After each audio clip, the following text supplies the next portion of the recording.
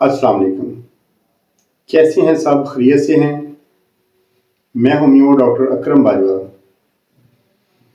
तो आज हम बात करेंगे यूरिक एसिड के हवाले से।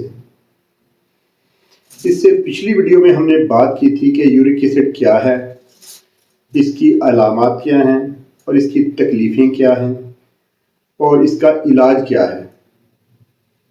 तो आज हम बात करेंगे कि यूरिक एसिड में क्या खाना चाहिए और क्या नहीं खाना चाहिए।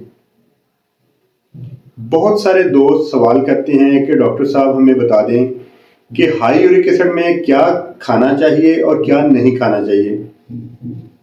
तो मैं आप दोस्तों को यही बताना चाहूँगा कि जिन चीज़ों में फुलाद ज़्यादा पाया जाता है, मतलब जिस तरह के चावल, टमाटर, पालक, साग, बीफ, रेड मीट, बड़ा गोश्त और खुश्क दालें, इस तरह की चीज़ें जो हैं वो कम खाया करें, जितना हो सके इनसे अवॉइड किया करें।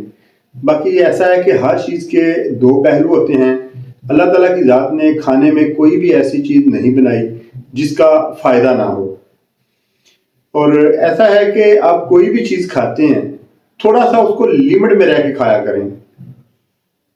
खा सकते हैं, हर चीज़ खा सकते हैं, लेकिन ऐसे नहीं कि रूटीन में आप लगातार एक ही चीज़ बार बार खाए जा रहे हैं, रोज़ चावल, रोज़ गोश्त।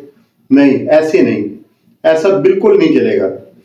आप खा लें कभी कभार, हफ्ते में एक दफ़ा, ये हफ्ते में एक दफ़ा गोश्त खा लें, हफ्ते में एक दफ़ा सब्ज़ी खा लें, हफ्ते में एक दफ़ा दाल खा लें। ऐसे आपको हाई यूरिक एसिड में कोई साइड इफ़ेक्ट, कोई प्रॉब्लम नहीं बनेगी। अगर आप रोज़ दाल खा रहे हैं, आप रोज़ मटन खा रहे हैं, रोज़ बीफ खा रहे हैं, तो फिर तो मसला बनेगा। फिर हाई यूरिक एसिड में आपको बहुत ज़्यादा मसाइल का सामना करना पड़ेगा।